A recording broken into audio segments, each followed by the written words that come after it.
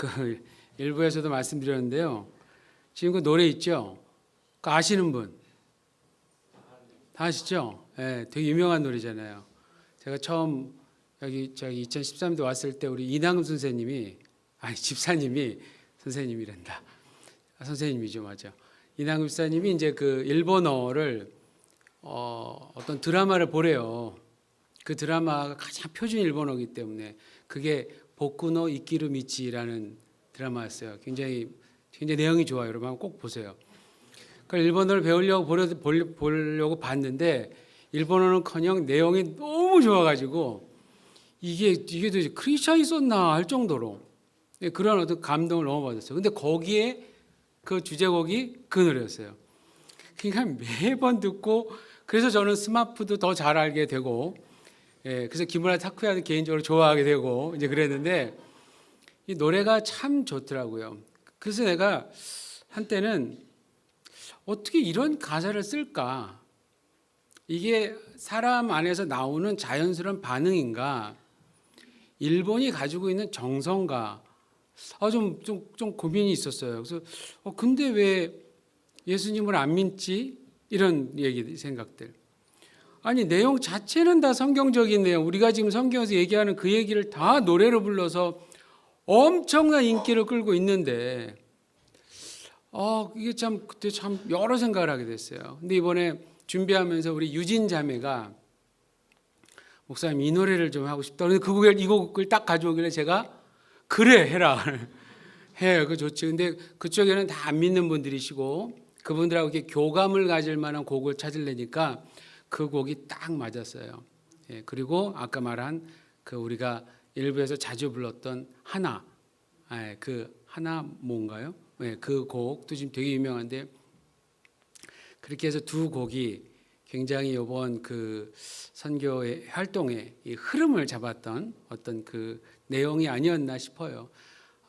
들으신 대로 하나님이 우리를 지으실 때는 세상에 딱 하나 유일하게 한 분 한 분 지은 겁니다. 이건 우리들뿐만이 아니라 그곳에 있는 분들도 그렇게 지은 거예요. 의미 없이 태어난 사람은 한 명도 이 세상에 없어요. 한 명도. 그래서 그런 어떤 의도들을 이제 앞으로 좀 더 우리 이번 활동에서 조금 하나님께서 문을 열어주신 것처럼 앞으로는 진짜 내용, 복음을 실어서 진짜 우리 하나님이 우리를 지어주신 그 본연의 의미를 제대로 전달하는, 그래서 그쪽에서도 꽃이 마구마구 피어날 수 있는 그때까지 해야 될 것 같아요. 분명히 우리 교회에 주신 선교지 시부야와 그리고 지금 현재는 그 동북지방을 꾸준히 가게 하십니다. 앞으로 또 얼마나 더 확장해 주실지는 우리가 기도하면서 가 보겠지만 언제든지 주님이 가라 하시는 곳 가고 또 하라 하는 것 하고 그리고 또 꾸준하게 해서 열매 맺힐 때까지 하는 일에 다 힘을 썼으면 감사드리겠습니다. 불이 다 켜졌나요 혹시? 맞나요? 여기서 보니까 이렇게 어두워 보이는 것 같아서. 감사합니다. 우리 다시 한번 우리 선교 참석했던 분들한테 한번 큰 박수. 감사하다고. 시간이 많이 갔지만 제가 빨리 말씀을 빠르게 전하겠습니다. 여러분 잘 들으십시오. 자, 말씀을 이제 보십시오. 성경을 펴시고 오늘 제목은 어떤 기준을 가졌는가입니다. 지난주에 보았던 본문에 이어서 생각을 해보셔야 됩니다. 오늘은 예루살렘 최고의 법정에 선 사도들의 변론이 드디어 나옵니다. 28절을 다시 한번 보시면 28절 대제사장이 사도들에게 사실은 아주 불편한 심기를 드러내면서 따지는 듯한 뉘앙스로 말하는 겁니다. 그중에 이 대제사장을 가장 열받게 했던 점이 있다면 나사렛 예수를 죽게 만든 장본인들이 바로 너희들 성전 지도자들이다라고 자꾸 이야기했던 베드로와 사도들의 그 증언 때문이죠. 물론 사도들은요 이스라엘 백성 전체를 상대로 말할 때도 이스라엘 백성들도 잘못이 있다라고 분명히 얘기했어요. 사도행전 2장에서. 그런데 직접 예수님을 고소해서 죽게 한 사람들은 바로 그 당시 성전의 지도자들이었기 때문에 사실 사도들의 증언은 절대로 결코 틀린 말이 아니었습니다. 그러나 반대로 이제 한번 생각해 봅시다. 반대로 대제사장과 다른 지도자들 입장에서 보면 당연히 나사렛 예수는 신성 모독죄를 저지른 거예요. 그분들 입장에서 보면. 그래서 그를 고소해서 죽게 한 거는 그렇게 양심에 찔릴 일이 아닌 겁니다. 그 사람들 입장에서는. 왜냐하면 그 당시 유대 사회에서의 갑은 누군가요? 성전 지도자들. 우리 갑질한다고 그러죠. 네, 맞아요. 그 당시 유대 사회에서 갑질을 했던 사람들은 성전 지도자들이었어요. 그렇기 때문에 법을 집행하는 사람들의 입장에서 보면 나사렛 예수는 처벌받아야 할 사람으로 늘 인식되었던 거예요. 그런데 그들이 그러한 입장에 있었던 것보다도 더 중요한 것이 이들에게 있었습니다. 바로 그들 모두 유대인이라는 정체성을 가지고 있었다라고 하는 점이에요. 유대인으로서 나사렛 예수 케이스를 담당했던 자들, 우리 검사들처럼 담당했던 자들에게 물어봐야 할 질문이 한 가지 있는 겁니다.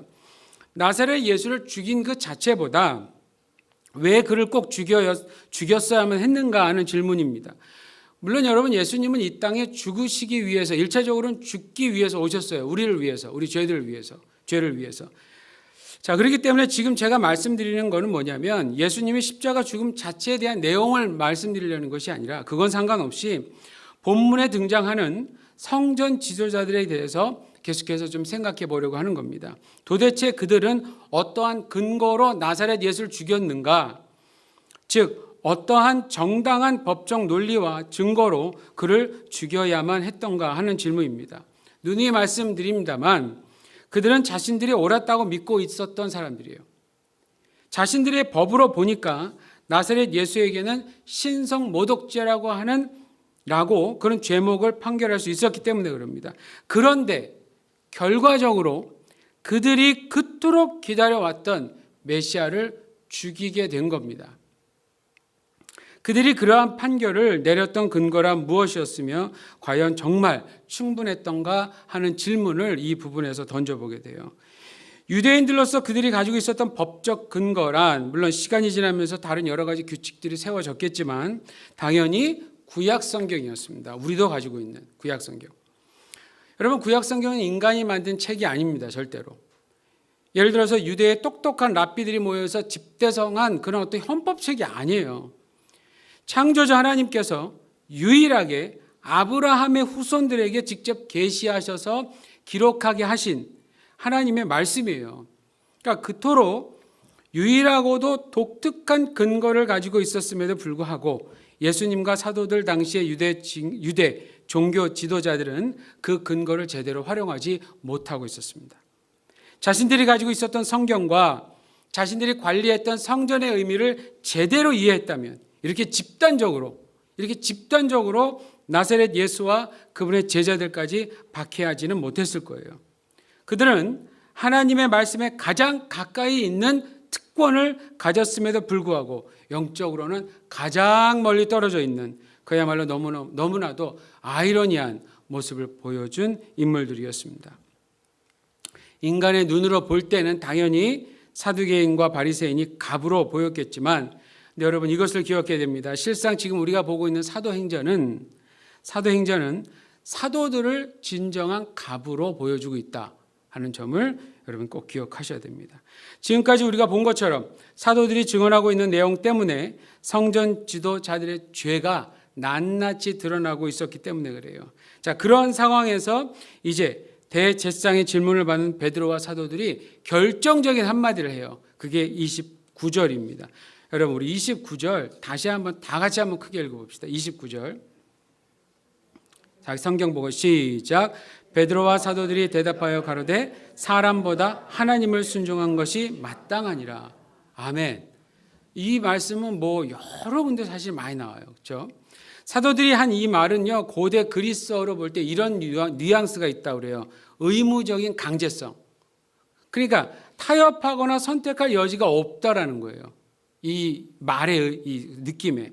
다른 말로 얘기하면 사람보다 하나님께 순종하는 것이 마땅하니라 라고 하는 것이 곧 규칙이고 근거고 절대적인 법이다라고 하는 의미입니다. 비록 사두개인들과 바리새인들이 그 당시 유대 사회에서 성전을 관리하고 성경을 가르쳤다고 해서 그것으로 자신들의 모든 행위의 정당성을 가질 수 없다라고 하는 의미입니다.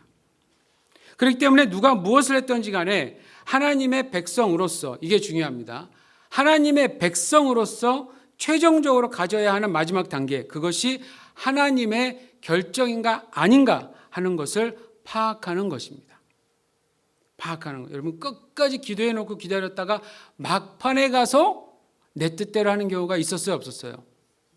정말 한 80%가 고개를 끄덕입니다. 이거 심각한데요. 그러니까 이제부터 우리 고치면 돼요. 맞아요. 끝까지 기도하고 막 했는데 막판에 가서 일이 안 풀리니까 얼마나 막 마음 졸여요. 그냥 끝에 가서 에라 모르겠다. 우리 오늘 운하기가 에라 모르겠다라고 몸을 던져서 선교를 활동을 갔던 것처럼. 근데 그건 다행히 하나님 쪽으로 쓰러졌잖아요. 근데 만약에 내 인간 쪽으로 쓰러지면 기꺼이 이제까지 기도하고 다 왔는데 얼마나 불쌍해요.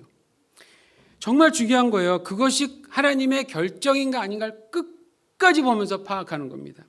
처음부터 성경을 가지고 있지 않아서 창조주 하나님의 존재를 모르고 있었다면 변명할 여지가 혹 있을 수도 있어요. 그러나 성경을 우리처럼 가지고 있는 사람들에게는 변명할 여지가 없습니다. 만약 성경에 비추어 보아서 그 결정이 하나님의 결정과 다르다면 아무리 손해를 볼 것 같다 할지라도 하나님의 결정에 따라야만 하는 겁니다. 여러분. 본문의 사도들은 누구보다도 그러한 것에 대해서는 지식적으로 그리고 체험적으로 너무나도 잘 알고 있었고요. 잘 실행하고 있는 사람들이었어요. 비록 손해를 보거나 어려움을 당한다 할지라도. 자, 그렇다면 하나님께 순종할 내용은 무엇인가? 그게 도대체 뭐길래 이토록 사도들은 당당한 모습을 우리에게 계속해서 보여주는가? 그게 30절에서 32절의 내용입니다. 자, 첫 번째 30절은 문자 그대로 보시면 돼요. 유대 성전 지도자들이 죽인 나사렛 예수를 성경이 말하고 있는 하나님께서 살리셨다라는 거예요. 우리 조상들의 하나님, 구약에 나와 있는 그 하나님. 여러분, 사람이 죽인 자를 하나님이 살리셨다면 분명 그는 특별한 자 맞겠죠. 그렇죠? 그가 누구냐 하는 점, 이 구절에서 핵심 부분이 바로 그겁니다. 그가 누구냐? 30절 중간에 예수라는 이름이 나옵니다. 그렇습니다. 지금 이 사건의 이슈가 뭐냐? 바로 예수님이에요. 예수님. 사도들이 성전 지도자들이 그만 가르침을 박해를 받아가면서도 하는 이유는 뭐냐? 예수 그리스도가 곧 기준이요, 근거요, 법이요. 하나님께 순종할 마땅한 이유이기 때문입니다. 그게 이유예요. 사람들이 죽인 예수를 하나님께서 살려내셨어요. 하나님은 그 특별한 분을 이 세상에 보내셨고 그분의 죽음을 통해서 이 세상에서 자신의 뜻과 사랑을 전달하셨어요. 그리고 그 예수께 부활이라고 하는 특기한 기적을 행하심으로써 그가 메시아이심을 확증하신 겁니다. 하나님은 결국 예수님을 통해서 이 세상이 알아야만 하는 사실에 대해서 분명히 말씀해 주신 겁니다. 그렇기 때문에 예수 그리스도를 인류 역사에 그리고 인간의 삶 속 가운데 모셔서 모든 것의 기준으로 삼는 것, 이게 바로 우리가 해야 할 첫 번째 순종의 내용이다라고 하는 겁니다. 예수님을 기준으로 삼으십시오. 예수님을. 두 번째 31절. 불순종한 이스라엘이라 할지라도요. 이게 중요한 겁니다. 불순종한 이스라엘이라 할지라도 회개함과 죄사함을 주시려고 예수님을 지도자와 구세주로 세우셨다라고 하는 내용입니다. 여러분, 성경에서 말하고 있는 구원이라고 하는 것은 항상 두 가지 의미가 있어요. 첫 번째, 하나님의 선물인데 어떤 선물이냐? 영원한 생명을 주시는 것. 근데 이게 무슨 의미냐? 죽어도 하나님의 심판을 받지 않고 대신 그분과 영원히 사는 것을 의미하는 거예요. 아시겠죠? 반드시 하나님의 심판과 연관시켜 생각하셔야 돼요. 예수님을 믿어서 영생을 얻으신 것을 확신하는 모든 분들은 심판에 대해서 두려워하실 필요가 전혀 없는 거예요. 예. 그 다음에 두 번째, 죄로 인해 잃어버렸던 하나님의 형상대로 지어진 인간 본연의 모습을 회복하는 것. 요걸 까먹어요. 사람들이.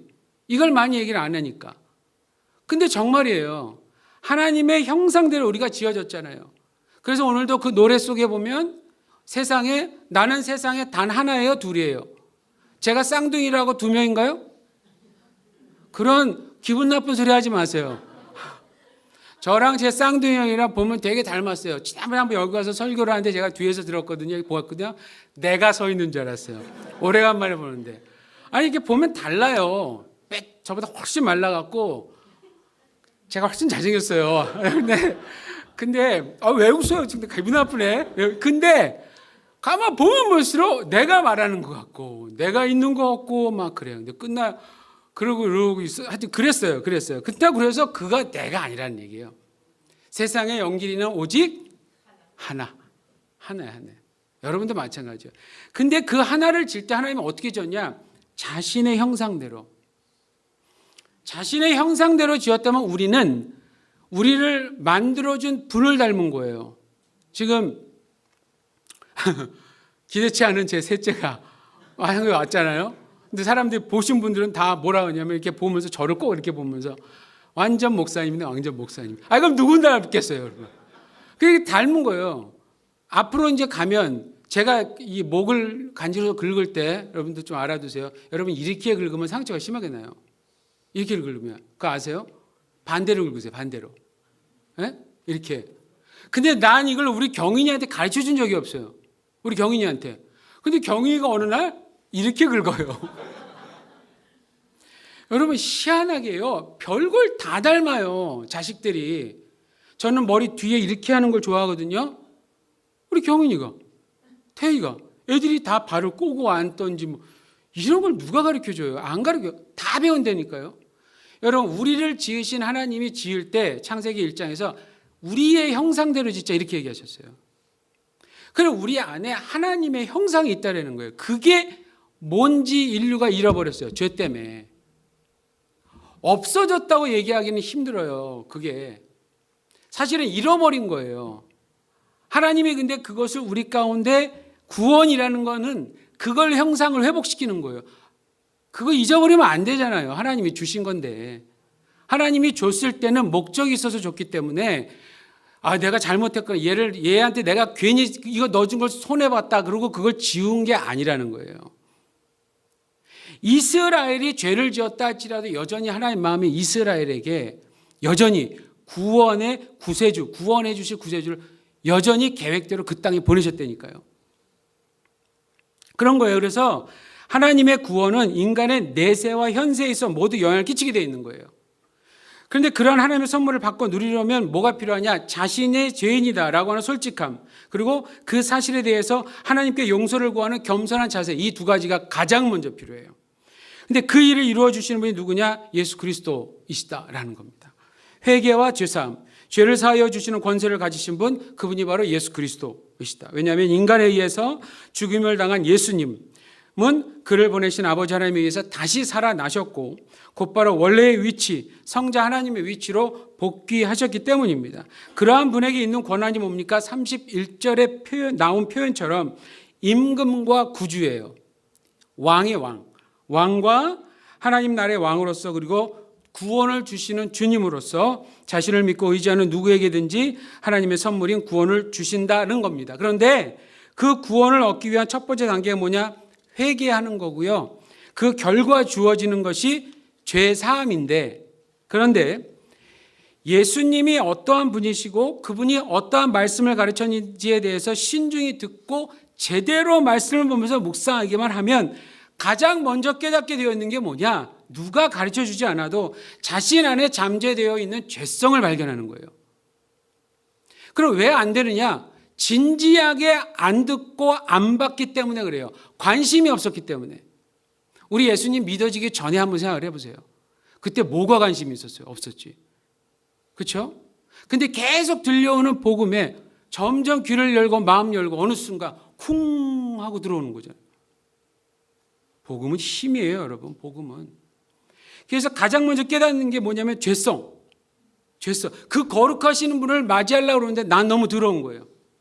그로 인해서 자신이 어떠한 죄까지도 저지를 수 있는지에 대한 진짜 자신의 모습을 드디어 보는 겁니다. 겉으로 드러나는 건 진짜가 아니에요, 여러분. 진짜 아니에요. 우리가 스스로 알고 있는 내 속사람. 이게 진짜예요. 그 보면서 완전히 절망을 하는 거예요. 그 결과 제대로 절망하면 회개가 자동적으로 이어지고요. 그로 인해서 그분은 예수님께로부터 죄 사함을 받아서 구원에 이르게 되는 겁니다. 자, 사도들의 이 중요한 증언처럼 이스라엘은 이러한 과정을 잘 실행해서요, 이 세상 모든 인류에게 자세히 보여주어야 할 책임과 의무가 있었던 건데, 문제는 그들의 판단이 전혀 달랐던 거예요. 그들의 해석이 전혀 달랐던 거예요. 그래서 결국은 어떻게 되느냐? 하나님의 메시아를 죽이게 된 겁니다. 그럼에도 불구하고 사도들은 여전히 이스라엘에게 회개함과 죄사함을 주시려고 라고 증거하는 겁니다.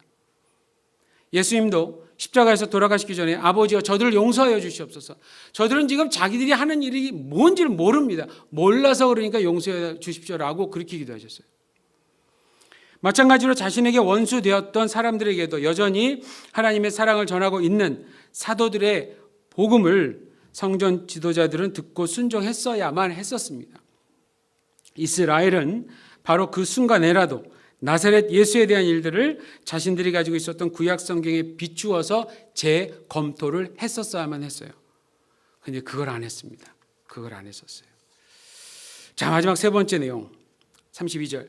하나님께 순종해야 할 내용, 사람을 살리기 위해 주신 메시지를 전하기 위해서 하나님은 두 증인을 세우셨다라는 것에 우리는 순종해야 됩니다. 즉, 첫 번째 사도들의 증거 내용과 두 번째 성령님께서 증거하시는 일들입니다. 이걸 받아들여야 된다는 거예요. 왜냐하면 여러분 예수님에 대한 이 증거 있죠. 이건 굉장히 체계적으로 이루어져 있는 거예요. 그냥 막연하지 않습니다. 예수님께서는 자신의 공생의 사역 동안 여러 가지 일을 행하셨지만 그중 자신의 제자들에게 집중적으로 말씀을 가르친 일은 매우 중요했습니다. 이게 제일 많이 투자한 일이셨어요. 그리고 두 번째, 주님은 인간 제자들을 그대로 방치해 두시지 않으셨습니다. 그들이 자신이 전한 메시지를 100% 그대로 전달하게 하기 위해서 성령 하나님을 그들에게 직접 부어주시고 보내주신 거예요. 그래서 이 두 증인들의 공통점 뭐냐면 예수 그리스도에 대한 메시지를 가지고 있다라고 하는 겁니다. 자, 여러분 오늘날 성령님은 여러 방면으로 크게 오해되고 있습니다. 제가 여러 번 말씀드린 것처럼. 여러분 그런데 성령님이 어떤 분이신지 많은 분들이 저에게 질문을 해요. 근데 성령님이 어떤 분이신지에 대해서 정말 아시고 싶으시면 이렇게 하세요. 요한복음 14장, 15장, 16장을 다시 보시면서 예수님이 성령님에 대해서 뭐라고 말씀하셨는지를 보시면 돼요. 그게 정답이에요. 중요한 사실은 예수님께서 성령님에 대해서 미리 알려주셨을 때 성령님의 주 사역이 치유라든지 예언이라든지라고 얘기하시지 않으셨다는 거예요. 오직 성령님은 예수님에 관한 메시지, 예수님의 메시지를 가지고 있는 자들 가운데 임재하셔서 그들로 하여금 예수님에 관하여 강력한 증거를 하실 것을 약속해 주셨고 말씀해 주셨습니다. 그리고 그분의 증거는 이 세상 전체를 대상으로 하는 증거입니다. 그래서 성령님의 증거는 이 세상이 얼마나 죄로 오염됐는가를 적극적으로 자세하게 그리고 때로는 노골적으로 폭로하세요. 노골적으로. 이 일을 누구를 통해서 하느냐? 사도들, 교회들이에요. 우리들을 통해서. 이 일을 하신다라고 하는 겁니다. 그렇기 때문에 성령님은 예수님 없이는 설명될 수 없는 분이에요. 마치 아버지 없이 아들이 있을 수 없는 것처럼. 예수님에 의해 그리고 예수님을 위한 사역을 하시는 분은 사도들뿐만이 아니라 바로 성령 하나님이셨습니다. 자, 바로 이러한 사실들, 지금 말씀드린 이러한 사실들을 성전 지도자들은 받아들이고 그 메시지가 주는 하나님의 의도에 순종했어야만 했던 것인데 받아들이질 않았어요. 순종하지 않았어요. 그래서 그들은 결과적으로 메시아를 죽이게 됐습니다. 똑같은 성경을 가지고 있었지만 바라보는 관점이 달랐어요. 해석이 달랐습니다. 그래서 제가 우리 성도님들하고 지금 있으면서 가장 저도 신경 쓰고 만약 가장 많은 시간을 투자하는 게 뭐냐면 우리 기노스코 성경 훈련이에요. 거기서 제가 누누이 가장 많이 말하는 단어가 뭡니까? 해석 공동체가 돼야 된다고 얘기를 하는 거예요. 듣는 귀만 열리시면 안 돼요. 여러분의 지식, 마음 모든 걸 다 총동원해서 정말 성경 말씀을 제대로 해석해낼 수 있도록 여러분 정말 유식해지셔야 돼요. 똑똑해지셔야 돼요. 그런 부분에는, 그런 분야에는. 그냥 멍하고 주일 내내 가만히 있다 오셔갖고 여기서 제가 전하는 말만 듣고 그냥 가시면 여러분 사실 그것처럼 위험한 거 없어요. 신앙생활이라는 게. 성경의 말씀을 여러분의 말씀으로 받아들여서 나에게 주신 말씀으로 받아들이고 이것이 정말 그런가 안 그런가 하는 것을 매일 매순간 고민하면서 이게 무슨 말이야 도대체. 예? 막 이렇게 고민하면서 서로 모여서 토론도 하면서 이렇게 해서 해석해내는 공동체가 돼야 돼요. 그렇지 않으면 교회는 죽어요. 죽어. 난 그래서 죽은 교회 정말 많이 봤어요. 이건 목사가 하는 말 요즘 많이 거짓말도 많겠지만 이 진짜예요, 진짜 여러분. 성도님들이 성경을 해석해내지 못해서 교회가 얼마나 약해져 가는가, 전 이걸 두 눈으로 너무나 잘 봤어요. 저는 우리 교회는 정말 그러고 싶지 않아요. 정말. 그래서 내가 그렇게 지겹도록 공부하자고 그러는 겁니다. 지겹도록. 그 비싼 교재 사가시키면서. 그게 싼 건 아니잖아요.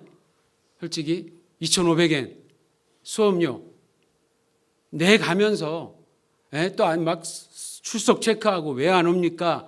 부드럽게 얘기하지만 막 허를 찌르는 얘기들을 하잖아요. 제가 막 카톡에 대다가 막 모여서 얘기할 때 얼마나 또 재밌어요. 막 모여서 막 정말 뭐 터지게 막 우리 얘기한다고 그러죠. 막 얘기하면서 너 옳다, 아니다, 조용히 해봐라, 내가 하는 말 들어봐라. 말 좋아요. 그렇게 하면서 얘기하면서라도 결론을 내려야 돼요. 아, 그냥 목소리 큰 사람, 저 사람 오늘 이기겠지. 이러고 가면 안 돼요. 아, 목사님이니까 다 맞겠지. 아니요. 아니요. 절대로. 절대로. 정말 이 말씀에 집착하셔야 돼요. 여러분, 이 사람들도 똑같은 구약성경 가지고 있었어요.